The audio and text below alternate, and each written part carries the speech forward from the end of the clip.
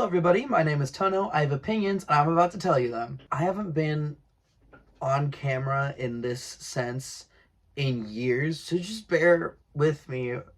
I'm excited. If you're not new here, welcome back. I hope the hiatus was worth it. For those of you that are new, hi, I'm Tono. I am a musician. I'm a YouTuber again, apparently. And I am a former podcast host. Me and my best friend Hunter used to have this podcast called Bangers Podcast, where we would talk about pop culture and music. And I haven't had that in a while. So I haven't really had like an outlet to speak for a minute. So I'm really feeling the camera and it being back. I just really want to talk about my opinions on music this year by giving y'all a comprehensive list. And because this is the internet, I must say that these are my opinions and they're correct, and if you don't agree, then you're wrong. I'm about to tell you guys the best albums that were released this year. I think that's my cat screaming.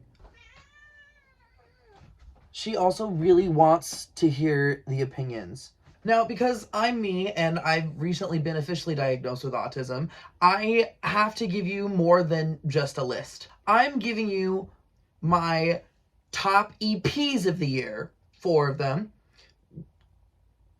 technically 6. My honorable mentions for the albums of the year, and my top 9 albums of 2023. Why 9? Because that's what fits in an Instagram grid, and this is where I usually post these opinions. But I just have a lot of thoughts this year. Oh, you want to go? You can go. You can go. I love you. Let's start off strong with the EPs that I have for my top EPs of the year. I don't have a really specific order for these ones. I'm just going to talk about them in the list that I have written down here. First up, we have PC music newcomer Astra King with her first EP, First Love. Now, if you know me, you know I love me some PC music. And I was really loving this Astra King release this year. I almost forgot about it for half a second because I listened to it a lot when it first came out, those 4 songs over and over and over again, giving this like building block feel of what it means to be a PC music musician or just somebody attached to the label. And obviously that shows in the I Spy-esque cover that this has. You have little references to PC music and also just kind of more theming around that. This 4-track EP is definitely something that definitely belongs in the PC music catalog. You got a lot of beeps and boops. Everything's very cute and very simple, while also at the same time just kind of being overpowering in its simplicity. But overall, I really enjoyed the aesthetic of this EP and I enjoyed the sound of it. It's a quick 14 minutes and 22 seconds, so I definitely recommend going to go listen to it. This next pick might be a little biased, but one of my other favorite EPs from this year is going to be Yuck's Gray EP. If you don't know Yuck, Yuck is a rapper and producer from Portland, Oregon, with a unique flow and presentation that only Chicago can produce. He's from Chicago. He's from Chicago. And he's a close personal friend of mine. I was just really enjoying this project like all year. Of course, I've worked really closely with Yuck on a number of projects. Sorry, my cat's throwing around a non-binary Pokeball right now, made of crochet. I might be able to show it to you, but it might also end up underneath the dresser. We'll see. My favorite track on the EP probably is Too Much. This one, much like the Carly Rae Jepsen song, talks about diving into your vices and whether or not that is a good thing or not. You also have really vibey songs like Aloud and Fish Tank Livin' that really just encapsulates Yuck's style of both producing, writing, and flow. Yuck, I really think y'all did yourself with this release. I really liked this one. I don't trust any exports from Chicago except for their rappers. Technically, I would call Yuck a Portland rapper, but it's from Chicago. Anyway, next up is a tie from the artist formerly known as Payday, Critter. Now, if you haven't been following the Critter saga, they started off as this like R&B rapper artist named Payday, and I don't know the drama around it. You know, she doesn't like to talk about it. I don't want to pry. I want to pry. I want to know. I don't want to pry, but ever since Miss Critter became an independent artist, she's been pumping out EP after mixtape after album after EP after mixtape this year. In 2023 alone, we are looking at a total, not including the singles, of 6 albums slash EPs slash mixtapes. Can you chill?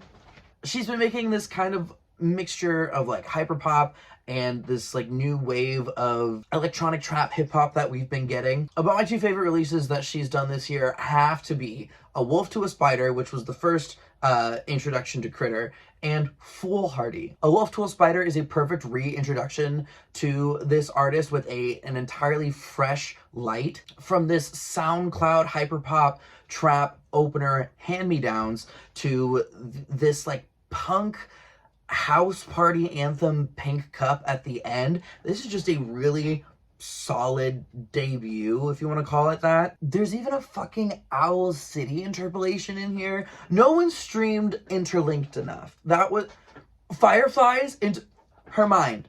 Her Mind. And I went Her Mind for 5 tracks straight on the Foolhardy EP because it just takes the already established sound that A Wolf to a Spider had and that was lost with Velveteen Rabbit and Underdog Tale, which provided a bit more of a darker atmosphere to them. But thinking about Foolhardy, and she's on it. She's on one. She's seeing colors. I'm seeing colors. This is great. My only gripe about this EP is that it's 5 songs long and only 10 minutes. And the most bangery banger of all banger tracks that I've ever heard from Critter, Freak Hoe Anthem, is only 1 minute and 27 seconds.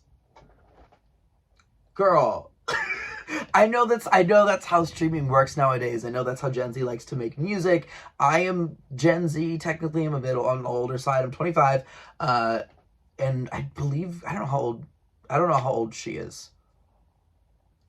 I should Google this. First of all, she's a Capricorn. Her birthday was on December 23rd. Happy late birthday. She turns 21 this next year. Anyway, Gen Z likes to make short songs. That's what works for streaming. And, you know, if you have a banger, just come in, say it, and get out, you know? Yeah, just a really solid set of EPs. The rest of her catalog from this year is really good, too. Poisoner is really good. Space for Now just came out. Space for Snow just came out. I like it. It's all right. Poisoner was a little better. But none of it's bad. I don't know why I said it like that. I'm so sorry, girl. And the singles all from this year are great, too. I work in packaging, so I'm just like listening to music and podcasts all day, and Critter is one that I regularly put on the entirety discography of. I'm really surprised that she wasn't on my rap this year, but that's besides the point. And finally, the last EP that I want to talk about is actually 2 EPs. It's another tie. It's going to be Easy Fun's Electric and Acoustic. It's another PC Music release, and this kind of came out of nowhere for me. I think Audio released sometime earlier this year, which is the first track on this 6-track hyperpop gold that we have here, and I just kind of played that one over and over and over and over again. I think it's such just like a good party song. I love playing it in DJ sets. And then they come out with this, again, too short of an EP for me. 6 songs, 16 minutes. Again, banger after banger after banger after banger. Easy Fun's been with PC Music for quite a while, and this being one of the last releases on their label just really shows like the growth of the PC Music sound as a whole, and obviously Easy Fun's as well. You have throwbacks in here also, like Beer USA, which has been released for a number of years, but this 6 songs is they're just so good. It's like it's one of the weirdest clubs you've ever been to, but you don't want to leave, and it's not so weird that you can't tell your friends about it, like a Sophie release. Love her, miss her every day. But it's just a great collection of electric songs.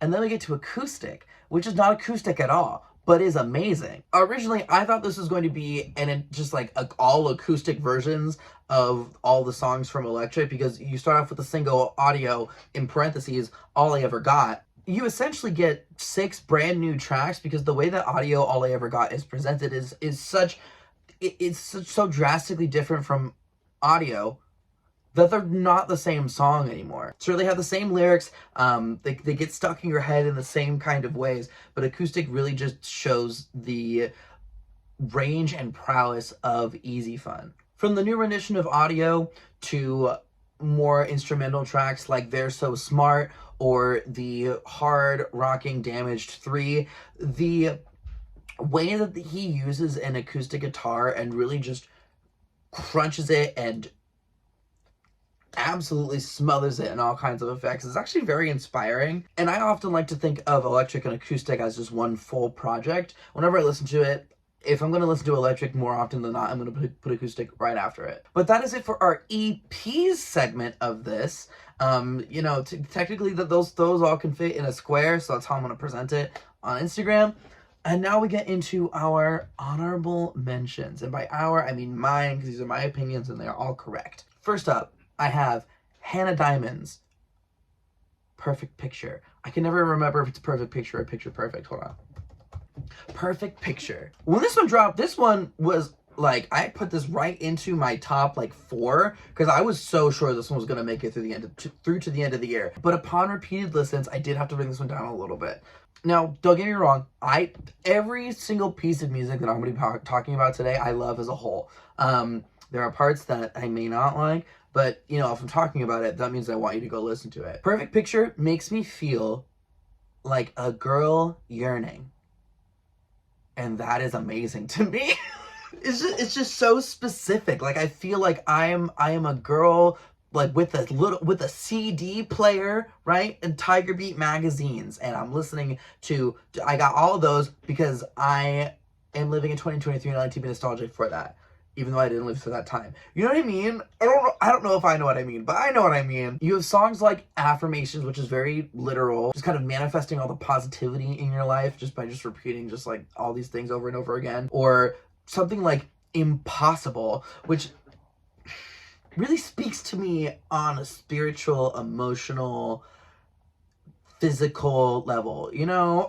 I really think that we could be possible. Why do you have to be impossible? There's a lot of like really simple and clever wordplay throughout this album that just keeps me coming back to it. But then you get towards the end where tracks like Twisted or Divisible by 2, or even honestly the opening track, Perfect Picture, just kind of it feels a bit more shallow than I want it to be. But you still have other strong moments like Flashback, Want You to Know especially. That makes me feel like a girl yearning. This album is pretty, pink, emotional, and overall a bedroom banger. Next for honorable mentions, we have Doja Cat's Scarlet. This one was one that grew on me quite a bit throughout the year. I loved Demons from the first second it came out. I still think that it's probably the best rap song to come out of 2023. It just hits so hard. I feel like she's punched me in the face in that song. And of course, other newer hits that we got, like Agora Hills was super. Makes you want to do that. And just the aggression on this album just really speaks to me. I love it. I love it. I am a Doja apologist when it comes to her not liking her pop music. I'm not saying her pop music is bad. I just love it when she's just really rapper Doja, and she is 100% rapper Doja on this album. Where I think it falls short is I just don't think that some of the production leaves a little bit more to be desired at some points, like in songs like Skull and Bones or Attention even. But the bars and Doja herself just make up for most of that. Doja really keeps you there, invested, and interested. I guess those are the same thing. Good job, Doja Cat. This is a great release from you. Next up, we have one that snuck up on me. PinkPantheress, Heaven Knows. This one just like opens really strong with Another Life, which just kind of feels like you're about to go to a party at the Addams family's mansion, and then just continues to be a vibe for like 13 songs straight. To me, there's not a single skip on this album. I think my only real issue with it is that all of it sounds the same. All of these beats are very PinkPantheress type beats, if that makes sense. I don't think she's one note. I just think this entire album is a vibe, but because of that, it's hard for me to pinpoint specific songs from this album, especially because lately I've become like a real just like listen to a full album kind of person. However, not a dull moment on this album, I don't think. This is just a great album to just put on in the background or to listen to actively. Don't get it twisted. But overall, I was surprised with how much I liked this album. Not because I don't like Pink Panthers. I just wasn't expecting myself to become a Pink Panthers stan by the end of the year. But I am, and I'm ready for album number 2. And finally, on our honorable mentions, can we please talk about Lemon's Citrusy? I have absolutely nothing bad to say about this album. The only reason that this is a technical number 10, if I was to give this a number, I would give it number 10. The only reason why this is in the honorable mentions is because it's not an album, it's not an EP, I'm not even sure if it's a mixtape. Therefore, I gotta put it here. I gotta put it here, but there are no skips. None at all. If you don't know who Lemon is, get on it. Lemon is a contestant from Canada's Drag Race Season 1 and one of the Versus the World series. She didn't do that great on that one, so let's forget about that. And you may know her from Priyanka's Come Through with her iconic verse, Gloss in the Blind, sorry, it's Fenty. And she really just came through with this project this year with the soft opener Pillow Princess, giving us a plush opening to Don't Forget It, referencing herself on Come Through as part of the hook. Wish I Was You. I wish I was you so I could fuck me too. She's just built out of bars, I think. I don't think she might be a jail cell because she's just bars. I think the only thing on this project that would even resemble anything close to a dud would be Woohoo for me, just because the production and vocal production just kind of clash with each other in a way that eats each other up. But the song in itself still is got bars, it's still very entertaining, very high energy, and it's just, it's so good. This project is so good. I really wanted to honorably mention this because she really is a straight up rapstress. White girls don't rap like this anymore, and they need to be. They need to take a page from Lemon's book right now. If you have not given this album a chance, even if you've like never seen an episode of Drag Race in your life or an episode of any of the international seasons, namely Canada's Drag Race, just go listen to this project and then come back here and thank me in the comments. Thank you. And with that, we are out of our top EPs and honorable mentions for albums of the year, and we get into the real meat of it. This is my official albums of the year 2023. Let's get started. Okay, I lied a little bit. Now we're back and ready to review my top 9 albums of the year. Sorry, I just haven't made a YouTube video in so long. I had to take like a full 24-hour break and like brush my hair, change my clothes, kick the cat out, the whole thing, you know. Starting off at our lovely number 9 spot, we have Kesha, Gag Order. This album was a long time coming, you know. We were all waiting for her to get out of her deal with Kemosabe Records, and obviously when an artist is leaving a record company, especially in recent years, that last album, you know, is going to really hold some significance. If we're looking at something like Charlie XCX's Crash, where it's this complete dive into this whole new, like, evil pop music character, Gag Order is the complete stripping of any character that Kesha has put up previously. This is Kesha. This is Kesha Sebert right here. Sebert?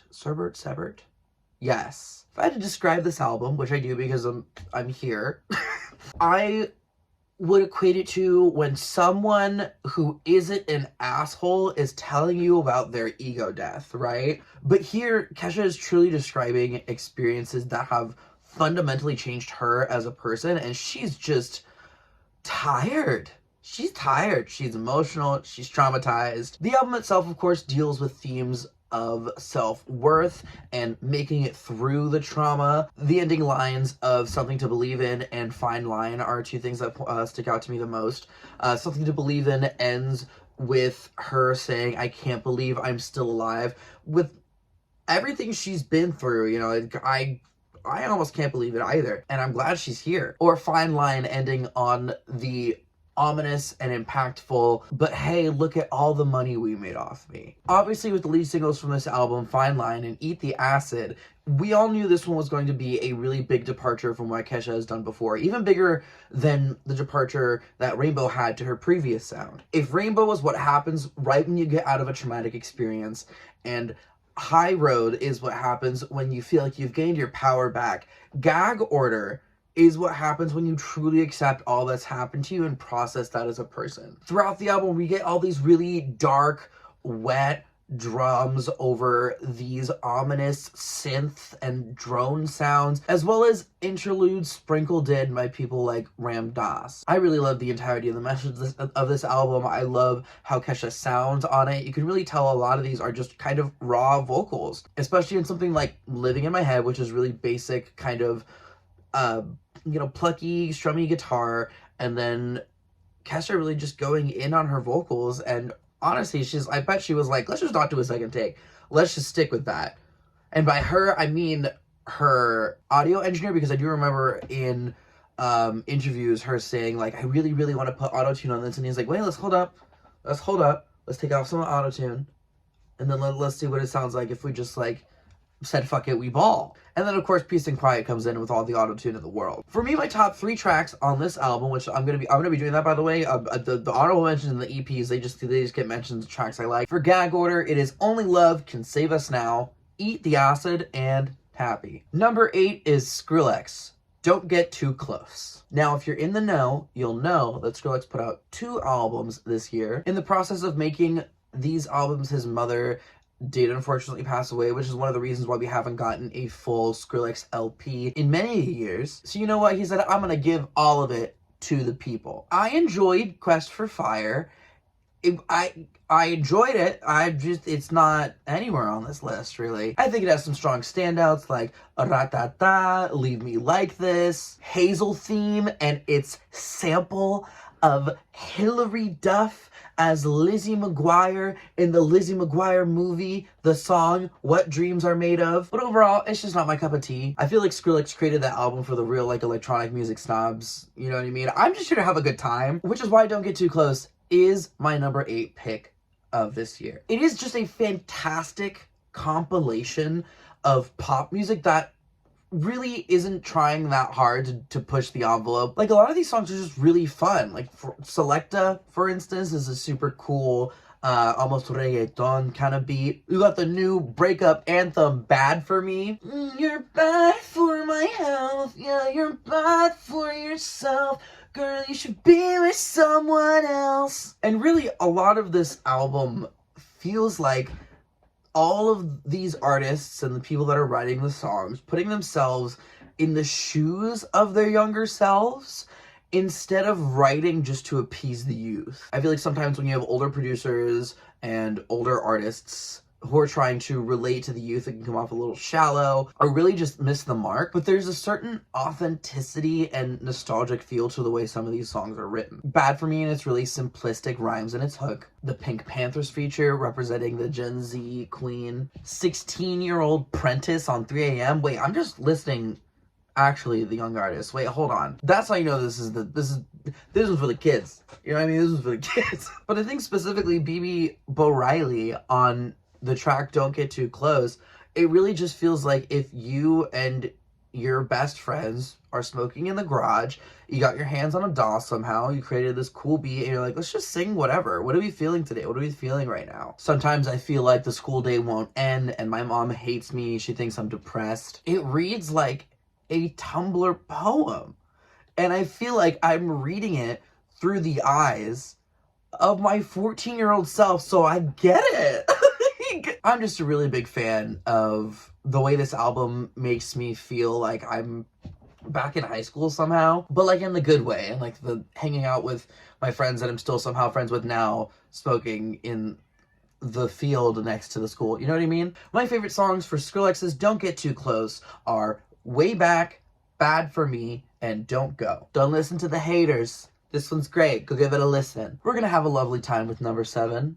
In fact, The Loveliest Time by Carly Rae Jepsen. I really feel like as Carly Rae Jepsen and her music stylings mature, I am also maturing with her. I feel like every time she comes out with a new album, it's exposing me to a different kind of pop music that I'm not normally as akin to listening to. Not that I don't love me some like easy breezy 70s funky pop beats, but like Carly Rae Jepsen just gives it to me different every time. I feel like this album takes you from like a sea of clouds with its first couple of tracks to the fanciest disco nightclub to like a field in the summer on its last two tracks, Weekend Love and Stadium Love. If The Loneliest Time is about the loss of something great and the acceptance of that, then The Loveliest Time is what happens when you make it through that and get to love again in a healthier way. You can see you're starting to repeat some of the same patterns with Anything to Be With You. It's a classic Carly Rae Jepsen, like, I'm kind of a little bit crazy in love right now, but not like Beyonce crazy, but like white girl crazy. And then that craziness slowly matures throughout the album when you hit something like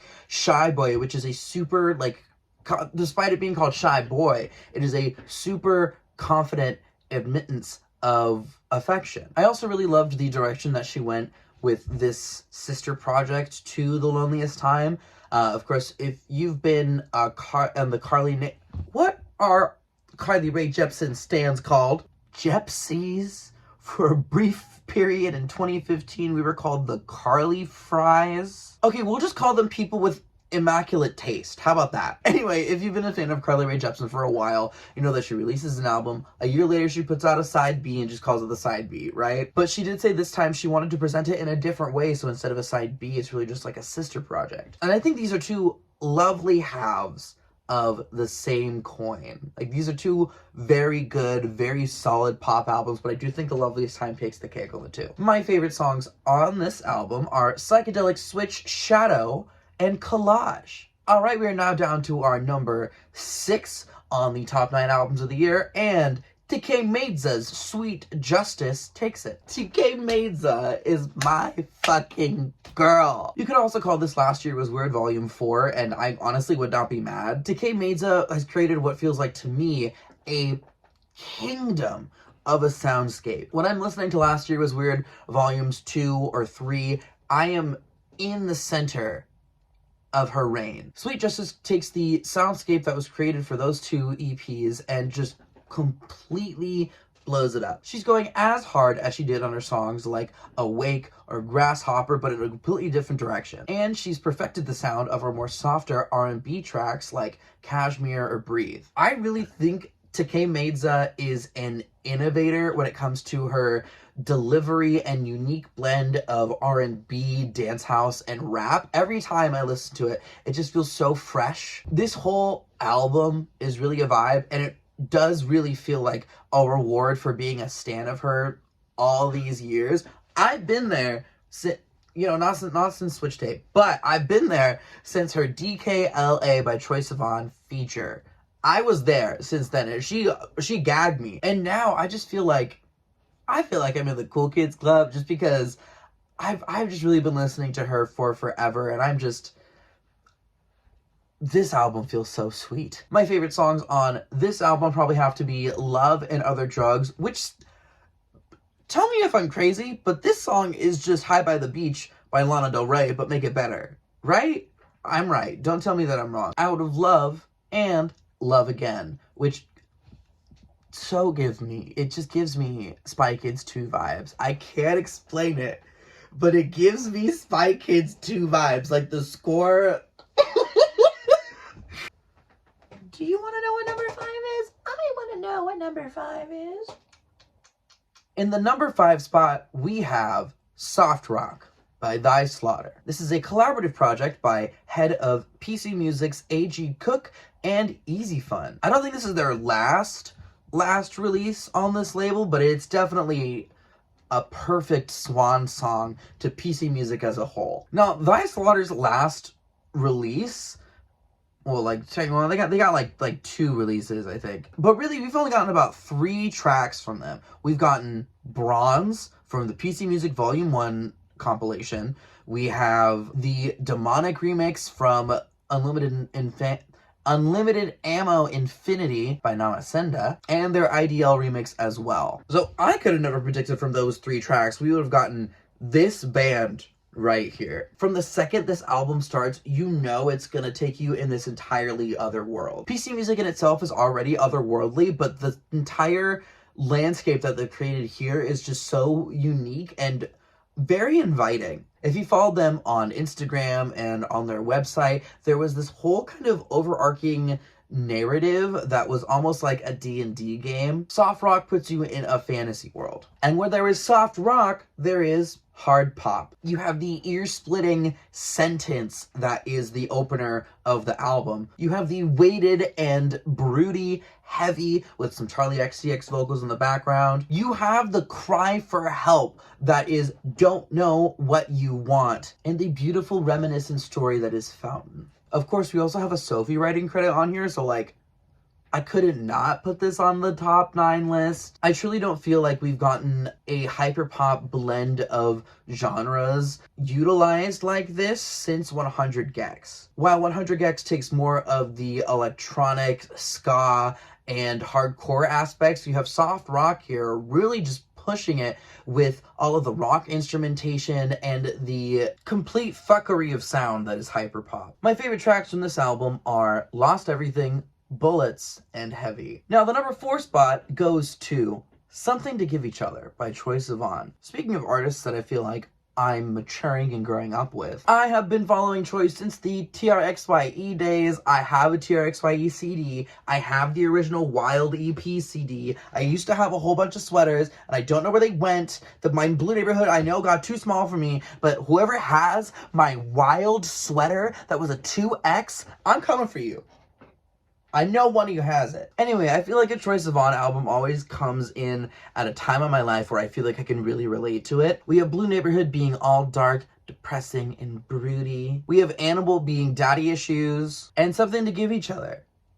The Slut album. No, but seriously, I've listened to quite a few of Troye Sivan interviews about this album, and he says that it comes from a lot of his experiences from traveling and dating all around the world. The title of the album is also the theme of the album, Something to Give Each Other. It is a motif that is repeated throughout a couple of songs, and it is just a great message for the album in itself. With each experience that you have with these people, you both have something to give each other. You both have something to learn from that. Whether it's Rush and you learn that you love to party, or maybe it's one of your girls and you figure out that you like to sleep with straight men and to service them. Maybe it's Still Got It.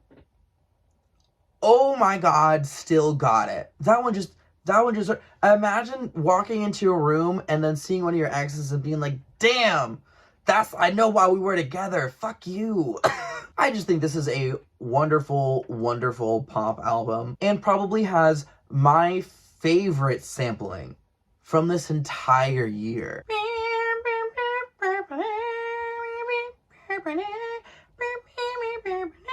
Personally, I think we as a society need to fucking chill on the sampling, but Troye Sivan really fucking did it with that. There's not a single dud or skip on this album. For the next couple ones, there really isn't any. But this album in particular just really feels like a solid piece of work. You go, gay people. You go, white twinks. You did that one damn thing. My favorite songs on Something to Give Each Other are Honey, Got Me Started, and Still Got It. And now we get into our top 3. Starfucker by Slater. Speaking of a solid fucking pop album, I'm getting goosebumps right now. I'm getting goosebumps just thinking about how good of a dance album this is. I don't think I've heard like hard electronic dance hyper pop music like this that has been this like good in a while. This feels pristine. This song literally makes me want to do coke, and I never want to do coke. I don't like it. I got ADHD, so like, it doesn't work. But this makes you really feel the fantasy. Slater really did the goddamn thing with this one. Like, I'm sorry, wait, hold on. I had notes for pretty much every one of these albums, and then I forgot to write notes for the last couple ones and for my top 3. So this is just pure emotion right now. Even the track that to me just sounds like an Ava Max reject, Rhinestone Heart, Slater absolutely delivers, and I've never seen a cuntier 4-song run than Erotic Electronic into Purr, into Plastic, into Girl Like Me. Every single one of these booming synths, crunchy bass lines, and mentions of her pussy is just pristine to the ears. I also watched her interview with Maddie Morphosis on Give It To Me Straight, and she said probably one of the proudest moments that she's had in her career is creating this album artwork, and I so wholeheartedly agree. That's cunt right there. I know I'm saying cunt a lot in this video, and I'm so sorry, YouTube monetization, but I don't really give a fuck. Look at that!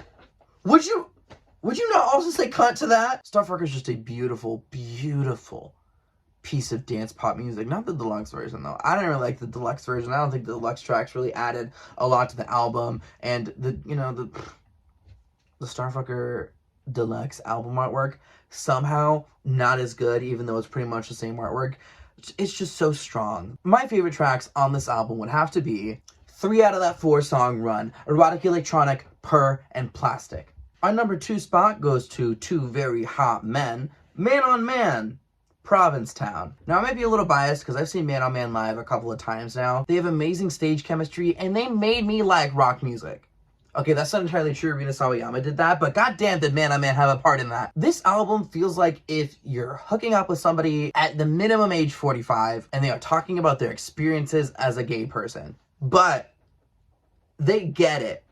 You know, like, they get it. Like, these are gay people, but they get the queer experience. There's a layer of nostalgia that covers the opening track, Take It From Me, describing what gay nightlife would be in its heyday. There is a fed-upness in the apps and the way that people try to present themselves on something like Piggy. There's almost like a call to action to, like, older millennials, Gen X, and boomer queers in the song Kids. If you haven't given this band, Man on Man, a chance for whatever reason, maybe you're not the most ecstatic about a rock album, I really think you should give Man on Man a chance. Their first album was definitely a bit more drony, a bit more broody, a lot of love songs in there, and Provincetown really just feels like experiences. Gay experiences, yes, but also queer experiences. My favorite songs from this album would have to be Feelings, Take It From Me, and Kids. Please go listen to Kids specifically. Pretty much every time I listen to that song, I well up a little bit. I just really appreciate the message of the song. I don't get the references, but I get the message. Take a minute to get with the pronouns. Take a minute to listen to Kids, because the grown-ups are kind of a letdown. That's what I mean by these are men that just get it. And now, without further ado, I present my number 1 album of the year. A tie between Songs I Can't Listen To Anymore by Tono and Tono Yuck LLC by Tono and Yuck. These are 2 amazing, amazing albums, also about the queer experience. The first one is all about community and finding yourself and being around the people that you love, and then when you lose that, the Tony Milk LLC happens, and then you're all pissed off about it, and very, very angry, and you got so many bars in you, and you're like, oh my god, I need to create Kesha-coded pop anthems right now, and that's like one of the best, like bodies of work that you've ever created, and the other one is just it's a project that's like 3 years in the making, and you're very, very, very, very proud of it. They're very good. What can I say? Favorite songs from Songs I Can't Listen To Anymore have to be Zach and Cody, the XXL Supersize remix, and Last Call. Favorite songs from Tony Yuck LLC are Forget About You, Not Alone, and Better Off. That's it. That's the video. Go listen to music. It's the best music that's created all year. Thank you. Goodbye. Okay, anyway, I'm kidding. Please don't leave. My albums this year are very good. Let's not get it twisted. You should go listen to those. But they're not on this list specifically for a reason. Like, I don't want to, like, suck my own dick like that too hard. Go listen to them. I don't want to put them on my own list. I would if I could. My number 1 album of the year is Let Her Burn by Rebecca Black. And I don't want to focus on any negatives right now, but I think I'm going to have to. And not about the album that is out. This is a perfect album. This is a perfect pop and rock album. The motherfucker at Pitchfork who reviewed this and gave possibly one of the rudest reviews I've ever seen in my life, I'm coming for you, bitch. Sha'ad DeSouza describing Rebecca Black as a desperate hyperpop artist is one of the most, like, tone deaf and just stupidest things I have ever heard in my life. I don't even care that they gave this a 4.4. What I care about is that they just did, it's like they didn't even listen to the fucking album. It's like they listened to every single one of these songs in the background with like not like half an AirPod in and just like didn't care, you know? From the opening track, the booming, the racing, Erase You, all the way down to the down-to-earth guitar ballad that is Performer. This is pop perfection. This is rock perfection. If there's one thing a queer woman is gonna do, it's yearn. And if there's one thing me, a non-binary fag, is gonna do, is eat that shit up. I really think Rebecca Black set the precedent for music in 2023 to really push the envelope on what it means to be a hyper pop artist, or even just a pop artist. And we all just let her burn. Get it? Because that's what the industry did to her. Like right after she released Fridays, they were like, damn, she's never gonna be nothing. But then she did This Is My Moment, and then she did Person of Interest, and she just kept going. And not only is her taste in production immaculate, her songwriting beautiful, gorgeous, her voice, dare I say, not in like range, but like in presentation and delivery, she rivals Ariana Grande. If you listen to a song like Doe-Eyed would fit perfectly on an Ariana Grande album. Did she ghostwrite it actually? Let's look. Let's look and see if she ghost wrote Doe-Eyed. This is exclusive stuff. No, it was written by her and Oscar Scheller. But anyway, Rebecca Black written. Okay? Rebecca Black written. Anyway, Doe-Eyed is this like sexy song that just invites you in. Again, songs like Erase You and Destroy Me just completely explode. And the last two tracks, Look at You and Performer, just bring a tear to my eye. Whether it's with just the way that the guitar sounds in Look at You, or the way that she's talking about her friend that she loves so much that she keeps hyping up. That's the bestie hype up song right there, Look at You. Or Performer, where she's analyzing not only herself, but the people in her family, like her parents, who have put on this front their entire life, and how hard that can be. When you come into your adulthood, you think you're gonna have everything all figured out, just like your parents did, but it turns out your parents did not have everything figured out. They were also stressed out. They were also trying to show different faces to many types of people. It's exhausting. Or even something like What Am I Gonna Do With You is just... Rina Sawayama could have wrote that. They should feature on a song together, because that was... I have so many words to say about this album, but it just leaves me speechless every time I listen to it. As soon as this album released in February 9th, 2023, it was the first full-length EP that I put on my Albums of the Year list, and it has not left the #1 spot since then. If y'all are still sleeping on Rebecca Black at this point, I don't know what to tell you. My top tracks from this album would have to be Erase You, Destroy Me, and Performer. And Look at You, and What Am I Gonna Do With You, and Doe-Eyed. This is just a very good album. It's very hard to choose just three, and I really can't do it. I can't.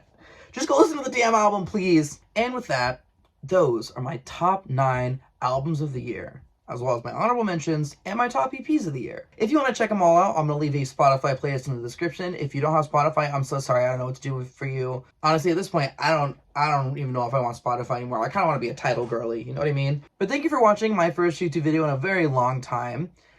And it's going to be a long one. I see how much raw footage I'm going to need to edit. But it's good to be back.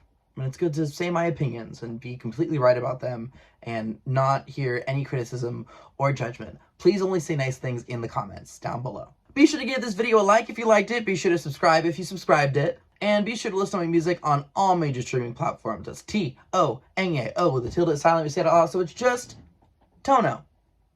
I've been Tono. Thanks for being here.